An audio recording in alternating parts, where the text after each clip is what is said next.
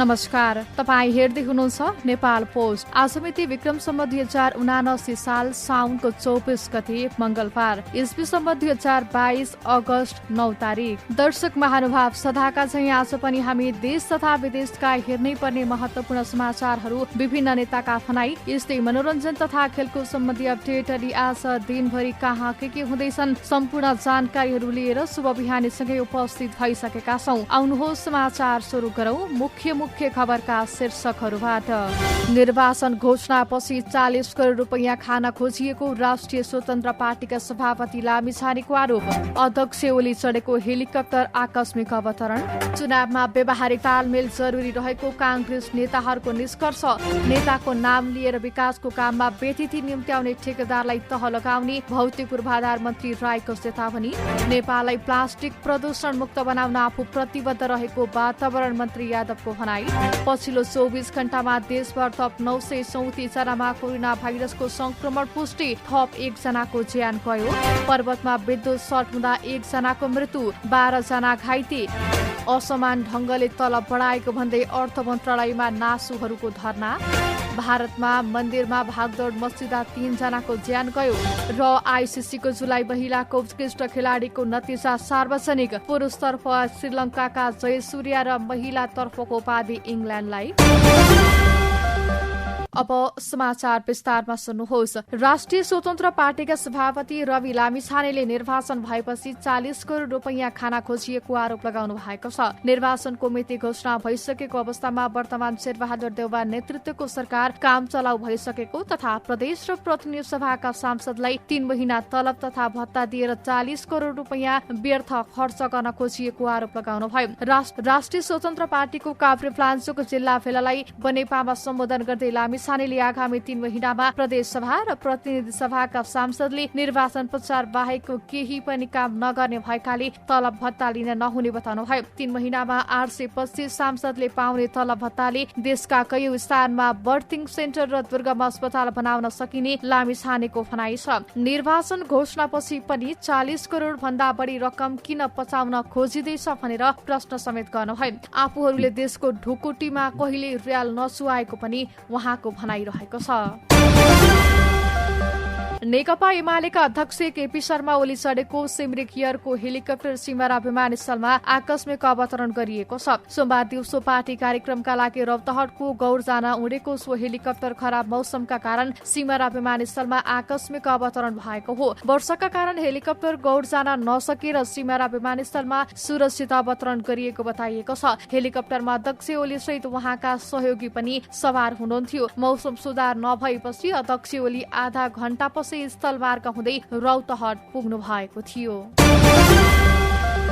नेपाली कांग्रेसका नेताहरूले सत्ता गठबन्धन बीचको चुनावी तालमेल स्वाभाविक भएको बताएका छन्। प्रधानमन्त्री निवास बालुवाटारमा बसेको कांग्रेसका पदाधिकारी तथा पूर्व पदाधिकारीको बैठकले चुनावमा व्यवहारिक तालमेल गर्नुपर्ने र गठबन्धनका उम्मेद्वारहरूको जित सुनिश्चित हुनुपर्ने बताएका हुन्। चुनावी तालमेलको लागि छलफल गर्न सभापति तथा प्रधानमन्त्री शेरबहादुर देउवाले बोलाएको बैठकमा नेताहरूले विगतका चुनावमा पाएको मत र अबको सम्भावनालाई नजर गरेर तालमेलमा जानुपर्ने बताएको एक नेताले जानकारी दिए। साना तथा पालिका चुनावमा निकै कम मत ल्याएका दलले अस्वाभाविक सीट दावी गर्न सक्ने भन्दै नेताहरूले दलहरूलाई हैसियत अनुसारको सीट बाँडफाँड गर्नुपर्नेमा पनि जोड़ दिएका छन्। चुनावी तालमेलको लागि नेपाली कांग्रेसभित्र एक मत छ भनेर सन्देश दिनुपर्नेमा सबैको सहमति रहेको नेता विमलेन्द्र निधिले जानकारी दिनुभयो। आउँदो मंसिरमा हुने संघ र प्रदेशको चुनावका लागि सीट बाँडफाँड गर्न सत्ता गठबन्धनले बनाएको 5 दलका 11 जना नेता सदस्य रहेको कार्यदल को बैठक पनि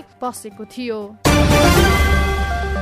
शिक्षा विज्ञान तथा प्रविधि मन्त्री देवेन्द्र पौड्यालले मेडिकल विषयका विद्यार्थीले चाहेको विषय पढ्न नपाएको गुनासो पढेको बताउनु भएको छ। सोमबार चिकित्सा शिक्षा आयोग, मेडिकल काउन्सिल, स्वास्थ्य प्रतिष्ठान पदाधिकारी, विश्वविद्यालय पदाधिकारी र विश्वविद्यालय अनुदान आयोगका पदाधिकारीसँगको छलफलमा मन्त्री पौड्यालले यस्तो बताउनु भएको हो। नर्सिङ लगायतका विषयमा विद्यार्थीले चाहे अनुसार पढ्न नपाएको गुनासो गम्भीर तरिकाले उठेको छ। मन्त्री पौड्यालले भन्नुभयो, कानून संशोधन गरेर भए पनि विदेश पढ्न जाने विद्यार्थीलाई नेपालमै पढ्ने वातावरण बनाऊ। मेडिकल शिक्षा एकै दिन 2 शिफ्टमा पढाउने नेपाल सरकारको नीति, कार्यक्रम तथा बजेट उल्लेख भएको बताउँदै मन्त्री पौड्यालले उक्त कुरा कार्यान्वयन गर्न निर्देशन समेत दिनुभयो। नेकपा माओवादी केन्द्रकी स्थायी समिति सदस्य एवं ऊर्जा जलस्रोत तथा सिंचाई मन्त्री पम्पा बसालले आगामी चुनावबाट कम्युनिस्ट शक्तिभित्रको पहिलो पार्टी बन्ने दावी गर्नु भएको छ। प्रेस सेन्टर नेपाल ललितपुरले आयोजना गरेको प्रेस सेन्टर केन्द्रका पदाधिकारीलाई बधाई तथा शुभकामना दिन आयोजना गरेको कार्यक्रममा बोल्दै बसालले माओवादी लेफ्ट भित्रको पहिलो शक्ति हुनबाट कसैले रोक्न नसक्ने ठोकुवा गर्नुभयो। यो निर्वाचनमा अध्यक्ष प्रचण्डले भने जस्तै कम्युनिस्ट पार्टीहरूले पहिलो पार्टी र कम्युनिस्ट आन्दोलन भनेको माओवादी आन्दोलन हो भनेर पुष्टि गर्ने गरी शक्ति बन्नेछौ उहाँले भन्नुभयो। त्यो कम्युनिस्ट भित्रको पहिलो शक्ति स्थापित गर्ने पार्टी नेता कार्यकर्ता र मिडियाको भूमिका हुनेछ, त्यसमा लाग्नुहोस्। यो बीचमा चाडबाड छ, हामी जहाँ जस्तो अवस्थामा भए पनि अब पूर्णकालीन प्रचार शक्तिको रूपमा मिडिया कर्मी जुट्नुपर्छ। आगामी चुनावमा गठबन्धन अग्रगामी एजेन्डा लिएर जाने बताउँदै बसालले अर्को शक्ति प्रतिगामी यथास्थिति मुद्दा लिएर जाने जिकिर गर्नुभयो। उहाँले अबको चुनावमा यथास्थितिवादीले अग्रगामीलाई प्रहार गर्न सक्ने भएकाले सनाको रहन मिडिया कर्मीलाई आग्रह गर्नुभयो। मङ्सिरमा हुने चुनावको मिति धेरै टाढा नभएकाले सीट बाँडफाँड र उम्मेद्वार चयन छिटो गर्नुपर्ने भूषालको भनाइरहेको छ। संसदीय समितिले सार्वजनिक गाडीले यात्रुसँग मनलाग्दी भाडा असुल गरेको विषयमा तत्काल संस्थागत संयन्त्र बनाई अनुगमन गर्न सरकारलाई निर्देशन दिनु भएको छ। सोमबार प्रतिनिधि सभा अन्तर्गतको विकास तथा प्रविधि समितिले नारायणघाट मुगलिन र मुगलिन पोखरा सड़कको वर्तमान कार्य प्रगतिको विषयमा योजना प्रमुख र भौतिक यातायात मन्त्रीसँगको छलफलपछि समिति सभापति कल्याणी कुमारी खड्काले यस्तो निर्देशन दिनु भएको हो। समिति बैठकमा सभापति खड्काले सार्वजनिक गाडीले यात्रुसँग मनलाग्दी भाडा गरेको गुनासो आएको बताउनुभयो। उहाँले सड़क सीमा अतिक्रमण गरी बनाएका टहरा तत्काल हटाउन पनि सरकारलाई निर्देशन दिनु भएको छ। खड्काले देशका मुख्य सड़कहरूमा बाढी पहिरोका कारण बन्द रहेका सड़कमा तत्काल पहिरो हटाउन समेत निर्देशन दिनुभयो। भौतिक पूर्वाधार तथा यातायात मन्त्री मोहम्मद इस्तियाक राईले नेताको नाम लिएर विकासको काममा बेथिति निम्त्याउने ठेकेदारहरूलाई तह लगाउने चेतावनी दिनु भएको छ। सोमबार प्रतिनिधि सभा अन्तर्गतको विकास तथा प्रविधि समितिको बैठकमा बोल्दै मन्त्री राईले नेताको नाम लिएर ठेकेदारीमा दादागिरी गर्दै विकासको काममा बेथिति ल्याउनेहरूलाई तह लगाउने चेतावनी दिनु भएको हो। उहाँले मन्त्रालयले यस्ता ठेकेदारको खोजी गरिरहेकाले बिस्तारै ठिक लगाउने बताउनुभयो। मन्त्री राईले कुनै पनि नेताको नजिकको ठेकेदार भए पनि काममा अवरोध सिर्जना गरेमा नछाड्ने उल्लेख गर्नु भएको छ। उहाँले अहिले वैकल्पिक राजमार्गको विषयमा पनि बेथिति भइरहेको बताउनुभयो। उहाँले मन्त्री परिषदले वैकल्पिक सहायक राजमार्गका बारेमा निर्णय गरिसकेकाले अब सहायक राजमार्गको मापदण्ड बनाएर कार्यान्वयन गर्ने प्रतिबद्धता जनाउनुभयो। मन्त्री राईले सार्वजनिक गाडीमा वैज्ञानिक भाडा दरमा बेथिति नभएको बताउनुभयो। उहाँले स्वचालित मूल्य प्रणाली अनुसार नै भाडा समायोजन भइरहेको दावी गर्नुभयो। उहाँले कतै कार्यान्वयन नभएको भए मन्त्रालय तत्काल कडाइका साथ कार्यान्वयन गर्न तयार रहेको पनि बताउनु भएको छ। वन तथा वातावरण मन्त्री प्रदीप यादवले नेपाललाई प्लास्टिक प्रदूषण मुक्त बनाउन आफू प्रतिबद्ध रहेको बताउनु भएको छ। दक्षिण एसियाली देशमा रहेका नदी तथा समुद्रलाई प्लास्टिक प्रदूषण मुक्त बनाउन दक्षिण एसिया सहकारी वातावरण कार्यक्रमले सोमबार आयोजना गरेको कार्यक्रममा बोल्दै उहाँले यस्तो बताउनु भएको हो। उहाँले 40 माइक्रोन भन्दा पातलो प्लास्टिकको प्रतिबन्धलाई कडाइका साथ कार्यान्वयन गर्न आफूले निर्देशन दिएको जानकारी दिनुभयो। नेपाललाई प्लास्टिक प्रदूषण मुक्त बनाउन आफू मन्त्री भएपछि छोटो समयमै धेरै कामको सुरुवात भएको मन्त्री यादवले दावी गर्नुभयो। आउँदो भदौ 1 गतेदेखि प्लास्टिक प्रदूषण मुक्त बनाउन थप काम हुन गइरहेको उहाँको भनाइ छ। यसैगरी वीरगञ्जमा रहेको सिर्सिया नदीमा भइरहेको औद्योगिक र मानवीय प्रदूषणलाई नियन्त्रण गर्नका लागि मन्त्रालय तथा मातहतका निकायबाट महत्वपूर्ण काम भइरहेको उहाँको भनाइ छ। मन्त्री यादवले प्लास्टिक जन्य पुष्पगुच्छ तथा माला आयात बिक्री वितरण र भण्डारणमा पनि प्रतिबन्ध लगाइएको बताउनुभयो।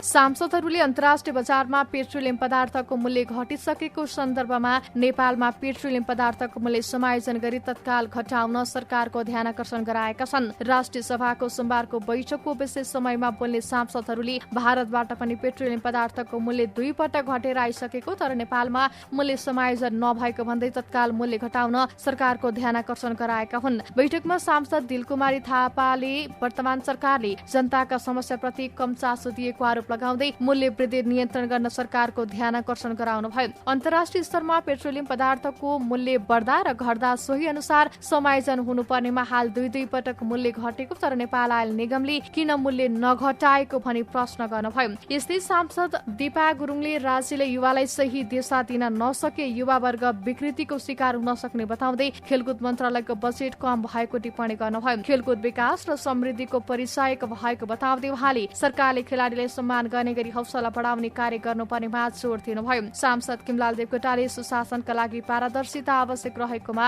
जोड़ दिँदै सबै मन्त्रीका काम जनताले हेर्न पाउने गरी सीसीटीभीको व्यवस्था गर्नुपर्ने बताउनुभयो। साथै उहाँले समयमै काम सम्पन्न नगर्ने ठेकेदारलाई कानून अनुसार कारबाही गर्नुपर्ने धारणा राख्नुभयो। यस्तै सांसद गंगाकुमारी बेलवासीले संवैधानिक परिषदमा पूर्ववर्ती सरकारले अध्यादेश मार्फत आफू खुशी नियुक्त गरेको स्मरण गर्दै यसमा आगामी दिनमा संशोधन गरी राष्ट्रिय सभाका उपाध्यक्ष समेत रहने व्यवस्था गर्नुपर्नेमा जोड़ दिनुभयो। अर्थमन्त्री जनार्दन शर्माले बजेटमा गरिएको घोषणा अनुसार नै कर्मचारीहरूको तलबमा लागू हुने आश्वासन दिनु भएको छ। बजेट घोषणा विपरीत कर्मचारीहरूको तलब असमान ढंगले वृद्धि गरिएको भन्दै आन्दोलित कर्मचारीका नेताहरूले सोमबार अर्थमन्त्री शर्मालाई भेटेर सचाउन दबाव दिएका थिए। उनीहरूसँगको भेटमा मन्त्री शर्माले तत्कालका लागि बजेट भाषण अनुसार नै तलब वृद्धि गर्ने बताएको नेपाल नैजामती कर्मचारी युनियनका अध्यक्ष गोपाल पोखरेलले जानकारी दिनुभयो। 5 कर्मचारी संगठनका अध्यक्ष सँगको भेटमा अर्थमन्त्री शर्माले तत्काल बजेट घोषणा अनुसार नै 15% तलब वृद्धि लागू गर्ने र नमिलेका विषय पे कमिशन गठन गरेर मिलाउने प्रतिबद्धता व्यक्त गर्नुभयो। पोखरेल सहित निजामती कर्मचारी संगठनका अध्यक्ष लेखनाथ कोइराला, नेपाल राष्ट्रिय कर्मचारी संगठनका अध्यक्ष हरिबहादुर रावल, मधेसी कर्मचारी संगठनका अध्यक्ष भुवनेश्वर चौधरी, एकीकृत सरकारी कर्मचारी संगठनका अध्यक्ष मोहन घिमिरेले अर्थमन्त्री शर्मालाई भेट्नु भएको थियो। राप्रपाका नेता ज्ञानेन्द्र शाहीले जुम्लाबाट संघीय निर्वाचन लड्ने घोषणा गर्नु भएको छ। सोमबार राजधानीमा कार्यक्रम गरेर शाहीले आफूले जुम्लाबाट चुनाव लड्ने घोषणा गर्नु भएको हो। उहाँलाई आफूलाई जन्म जिल्ला जुम्ला प्यारो लाग्ने भन्दै जिते पनि हारे पनि त्यहीबाट चुनाव लड्ने निर्णय लिएको बताउनुभयो। आफूलाई काठमाडौँ क्षेत्र नम्बर 1 र 2 सहित चितवन, झापा तथा कैलालीबाट चुनाव लड्न प्रस्ताव आए पनि जुम्ला नै रोजेको उहाँको भनाइ थियो। उहाँले जुम्लाले आफूलाई हराए पनि कुनै पश्चाताप नरहेको बताउनु भएको छ। कार्यक्रममा पूर्व अध्यक्ष प्रकाश चन्द्र लोहनी, नेता बुद्धिमान तामाङ लगायतको सहभागिता रहेको थियो। पछिल्लो 24 घण्टामा देशभर थप 934 जनामा कोरोना भाइरसको संक्रमण पुष्टि भएको छ। पीसीआर एन्टिजेन गरी 5351 जनाको नमूना परीक्षण गर्दा 934 जनामा संक्रमण पुष्टि भएको स्वास्थ्य तथा जनसंख्या मन्त्रालयले जनाएको छ। यही अवधिमा 470 जनामा कोरोना संक्रमित निको भएका छन्। पछिल्लो 24 घण्टामा कोरोना भाइरसको संक्रमणका कारण 1 जनाको ज्यान गएको छ। अहिले नेपालमा 5686 जना कोरोना भाइरसका सक्रिय संक्रमित रहेका छन्। यसैबीच पछिल्लो 24 घण्टामा 32524 जनाले कोरोना विरुद्धको खोप लगाएको स्वास्थ्य मन्त्रालयले जनाएको छ। यही साउन अन्तिम हप्तादेखि काठमाडौँ उपत्यकाको कुहिने फोहोर यही नै व्यवस्थापन गरिने भएको छ। पछिल्लो समय जटिल बनिरहेको उपत्यकाको फोहोर व्यवस्थापनको लागि ठाउँ पहिचान भएसँगै त्यस्ता फोहोर त्यही नै व्यवस्थापन गर्न लागि हो। काठमाडौँ महानगरपालिकाले कुहिने फोहोरलाई उपत्यकामा नै व्यवस्थापन गर्न पहिलो चरणमा कीर्तिपुरमा करिब 50 रोपनी जग्गा प्राप्त भएको र त्यही ठाउँबाट नै काम सुरु गर्ने जनाएको छ। त्यस ठाउँमा अहिले दैनिक 40,000 किलो यस्ता फोहोरको व्यवस्थापन गरी मल उत्पादन गर्न सकिने बताइएको छ। यस ठाउँमा अहिले 8 ओडाबाट उत्पादन हुने कुहिने फोहोरको व्यवस्थापन गर्न सकिनेछ। उत्पादित मल सहुलियत दरमा बिक्री गर्ने तयारी पनि रहेको छ। यससँगै उपत्यकाको अन्य ठाउँमा पनि थप जग्गा रोज्ने काम भइरहेको छ। सबै किसिमका फोहोर वनसरे डाँडा पुर्याउँदा पटक पटक समस्या आएकाले प्रभावकारी रूपमा फोहोरको दीर्घकालीन समस्याका लागि ठाउँ पहिचानमा लागेको हो। वनसरे डाँडामा हानिकारक फोहोर व्यवस्थापन नगर्ने योजना अनुरूप यस किसिमको अभ्यास सुरु भएको जनाइएको छ। बाराको निजगढ नगरपालिकामा तालाबन्दी गरिएको छ। वडा अध्यक्ष र कार्यपालिका सदस्यहरूले सोमबार मेयर सोरथीपुरी र उपमेयरको कार्यकक्षीमा ताला लगाएका हुन्। सरुवाको विषयलाई लिएर मेयरपुरी आफैले पनि एक साता अघि प्रमुख प्रशासकीय अधिकृत सुमन कुमार कार्कीको कार्यकक्षमा ताला लगाएका थिए। तालाबन्दीपछि सेवाग्राही मर्कामा परेको विरोधमा सोमबार अध्यक्ष र कार्यपालिका सदस्य मिलेर मेयर र उपमेयर दुवैको कार्यकक्षीमा तालाबन्दी गरेका हुन्। केही समय अघि कार्कीको सरुवा भएपछि हरिलाल पुरीलाई मन्त्रालयले पुनः फिर्ता बोलाएर कार्कीलाई नै नगरपालिकाको प्रशासकीय अधिकृतको जिम्मेवारी फिर्ता गरेपछि प्रमुख पुरीले प्रशासकीय अधिकृतको कार्यकक्षमा ताला लगाइदिएका थिए। असमान ढंगले कर्मचारीको तलब बढाएको भन्दै नासुहरूले अर्थ मन्त्रालयमा धरना दिएका छन्। सोमबार सिंहदरबारमा रहेको अर्थ मन्त्रालय अगाडि काठमाडौँ, भक्तपुर र ललितपुरका नायब सुब्बाहरूले कर्मचारीको तलब समान ढंगले बढाउन माग गर्दै धरना दिएका हुन्। आइतबार सार्वजनिक भएको तलबमानमा बजेटको घोषणा विपरीत तलब बढाइएको भन्दै नायब सुब्बा र त्यसभन्दा तल्लो तहका कर्मचारी आन्दोलनमा उत्रिएका छन्। यस विषयमा आन्दोलित कर्मचारी र अर्थ मन्त्रालयका अधिकारीहरूबीच छलफल भइरहेको र आफ्ना माग पूरा नगरे आजबाट झनै सशक्त रूपमा आन्दोलनका कार्यक्रम गर्ने आन्दोलित प्रशासन जिल्ला काठमाडौँका नायब सुब्बा गोविन्द प्रसाद कोइरालाले बताउनुभयो। उहाँले सुब्बा भन्दा माथिका कर्मचारी र सुब्बा सहित त्यो भन्दा तल्लो स्तरका कर्मचारीको तलबमा असमान वृद्धि भएको भन्दै आन्दोलनमा उत्रिएको बताउनुभयो। आफूले नासुलाई घृणित र अपमानित व्यवहार गरेको बताउनु भएको छ। उनीहरूले समान तलब वृद्धिको माग गर्न अर्थ मन्त्रालय घेराउ गर्नु परेको बताएका छन्। पर्वतको जलजला गाउँपालिका 7 धाइरिङ धारापानी गाउँमा विद्युत सर्ट हुँदा 1 जनाको मृत्यु भएको छ। विद्युत सर्ट भएर करेन्ट लाग्दा 12 जना घाइते भएका छन्। विद्युत सर्ट भएर करेन्ट लागेर धारापानीका 50 वर्षीय सीता छेत्रीको मृत्यु भएको मिलनचोक प्रहरी चौकीका इन्चार्ज मुक्ति खड्काले जानकारी दिनुभयो। घरमा रहेको मिटर बक्स अफ गर्न जाँदा करेन्ट लागेको छेत्रीको मृत्यु भएको हो। हाई भोल्टेज लाइनका कारण गाउँका करिब 200 घरधुरीका मिटर बक्स जलेका छन्। वितरण लाइन चुडिएर स्थानीय प्रताप आचार्यको बाख्रा फार्ममा रहेका 16 वटा बाख्रा समेत मरेका छन्। विद्युत कार्यालयको लापरवाहीका कारण दुःखद घटना घटेको जलजला गाउँपालिकाका अध्यक्ष राजु आचार्यले बताउनुभयो। यता नेपाल विद्युत प्राधिकरणका कुस्मा वितरण केन्द्रका प्रमुख शिवनारायण गोसेलीले प्रारम्भिक रूपमा 220 भोल्टेज प्रसारण गर्नुपर्ने विद्युतको तारमा त्योभन्दा धेरै भोल्टेज प्रसारण भएको बताउनु भएको छ। सोमबार बिहान विद्युत समस्या समाधानका लागि केही स्थानमा रुख हटाउने क्रममा फलामे पुलबाट एलटी लाइनमा विद्युत लिकेज भएको हुन सक्ने प्रमुख गोसेलीको अनुमान रहेको छ। पूर्वाधार विकास कार्यालय रौतहटका तत्कालीन निमित्त कार्यालय प्रमुख इन्जिनियर शिवजी प्रसाद राय सहित 5 जना विरुद्ध भ्रष्टाचारको मुद्दा दायर भएको छ। सर्लाहीको रामनगर गाउँपालिका वडा नम्बर 6 मलघाटा चोकदेखि गोटेउदा नगरपालिकाको रामवन चोकसम्म सड़कको स्तर उन्नति गर्नका लागि विनियोजन भएको रकम हिनामिना गरेको आरोपमा रौतहटका तत्कालीन निमित्त कार्यालय प्रमुख इन्जिनियर राय, इन्जिनियर राम किशोर शाह र सब इन्जिनियर प्रेमचन्द्र झा विरुद्ध अख्तियार दुरुपयोग अनुसन्धान आयोगको टोलीले विशेष अदालतमा मुद्दा दायर गरेको हो। भौतिक पूर्वाधार विकास मन्त्रालयबाट बजेट विनियोजन भई उपभोक्ता समितिलाई जिम्मा दिएकोमा सड़क नबनाई रकम हिनामिना गरेको उनीहरूमाथि आरोप लागेको छ। 5 जना विरुद्ध 16,59,972 रुपैयाँ माग दावी गरी भ्रष्टाचारको मुद्दा दायर गरिएको अख्तियार दुरुपयोग अनुसन्धान आयोगका प्रवक्ता श्याम प्रसाद भण्डारीले जानकारी दिनुभयो।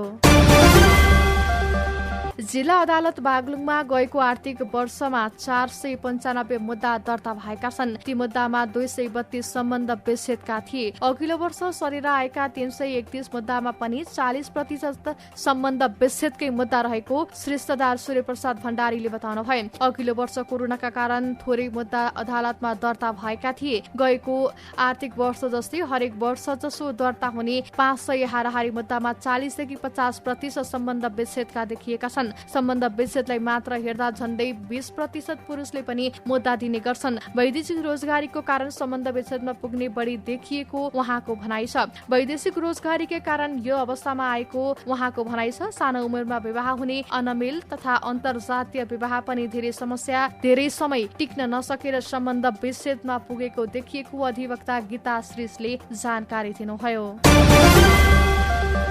दाङमा करेन्ट लागेर एक युवकको ज्यान गएको छ। गोर्खा जिल्ला आरुघाट घर भई अहिले दाङमा बसेर मिस्त्री काम गर्दै आएका 27 वर्षीय कृष्ण बहादुर विकको ज्यान गएको इलाका प्रहरी कार्यालय तुलसीपुर दाङले जनाएको छ। दङ्गी शरणको गाउँपालिकाको बागरमा बन्दै गरेको प्राथमिक स्वास्थ्य केन्द्रमा इलेक्ट्रोनिक मार्बल सिप्लो बनाउने क्रममा विकलाई करेन्ट लागेको थियो। करेन्ट लागेर घाइते भएका विकको राप्ती प्रादेशिक अस्पताल तुल उपचारको क्रममा गैराती ज्यान गएको इलाका प्रहरी कार्यालय तुलसीपुरले जनाएको छ।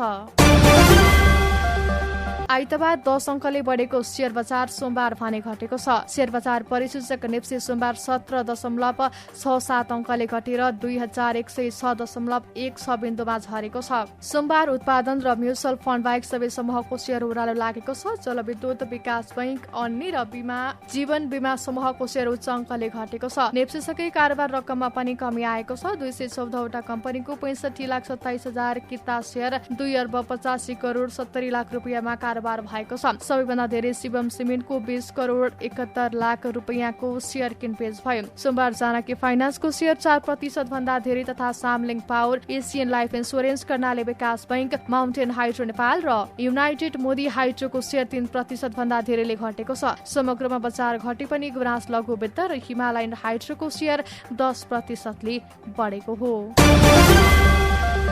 अब अन्तर्राष्ट्रिय प्रसंग। भारतको राजस्थानमा मन्दिरमा भागदौड मस्जिदा 3 जना भक्तजनको ज्यान गएको छ। सिकर जिल्लामा रहेको खाटू श्याम मन्दिरमा भागदौड मस्जिदा 3 जना महिला भक्तजनको ज्यान गएको बीबीसी हिन्दीले जनाएको छ। 2 जना घाइते भएका छन्। उनीहरूको उपचार भइरहेको छ। मन्दिरमा भक्तजनको भिडका कारण भागदौड मसिएको भारतीय सञ्चार माध्यमले जनाएका छन्। बिहान मन्दिरको द्वार खुल्ने बित्तिकै भागदौड मसिएको त्यहाँको प्रहरीले जनाएको छ। र अन्त्यमा खेल समाचार। श्रीलङ्काका स्पिनर प्रावत जयसूर्य आईसीसीको जुलाई महिनाको उत्कृष्ट पुरुष खेलाडी घोषित भएका छन्। इङ्ल्यान्डका जोनी उइरेस्टो र फ्रान्सका गुस्तोभ म्याककेवनलाई पछि पार्दै जयसूर्य जुलाई महिनाको उत्कृष्ट खेलाडी घोषित भएका हुन्। 30 वर्षका जयसूर्यलाई अघिल्लो महिना घरेलु मैदानमा अस्ट्रेलिया र पाकिस्तानसँग भएको खेलमा उत्कृष्ट प्रदर्शन गरेका थिए। उनले अस्ट्रेलियासँगको एउटा खेलमा 118 रन दिएर 6 विकेट लिएका थिए भने अर्कोमा 59 रन दिएर 6 विकेट नै लिएका थिए। उनको उत्कृष्ट प्रदर्शनले श्रीलङ्काको श्रृङ्खला बराबरी गरेको थियो। यस्तै पाकिस्तानसँगको 3वटा टेस्ट क्रिकेटमा 4 पटक 5 विकेट लिएका थिए। यस्तै महिलातर्फको जुलाई महिनाको उत्कृष्ट खेलाडीमा इङ्ल्यान्डकी इम्मा ल्याम्सैन भएकी छिन्। उनले इङ्ल्यान्डकै न्याट स्किबर र भारतकी रेणुका सिंहलाई पछि पारिन्। अघिल्लो महिना दक्षिण अफ्रिकासँगको खेलमा उनले शतक प्रहार गरेकी थिइन्। यस्तै बाँकी 2 खेलमा 67 र 65 रन बनाएकी थिइन्। दर्शक महानुभाव, आजका महत्वपूर्ण समाचार यति नै। हामीले प्रस्तुत गरेका समाचारहरूप्रति तपाईँको धारणा के छ? हामीलाई कुन ठाउँबाट हेर्दै हुनुहुन्छ? कस्तो लाग्दैछ? हामीप्रति कुनै प्रतिक्रिया छन् भने कृपया आफ्नो धारणा तलको कमेन्ट बक्समा लेख्न नबिर्सनुहोला। साथै हाम्रो च्यानल पहिलोचोटि हेर्दै हुनुहुन्छ भने लाइक, कमेन्ट, सब्स्क्राइब अनि नजिकै रहेको बेल आइकन क्लिक गर्न पनि नबिर्सनुहोला। हवस् त, यस्तै ताजा समाचारहरू हेर्न अनि सुन्नका लागि नेपाल पोस्ट हेर्दै गर्नुहोला। नमस्कार।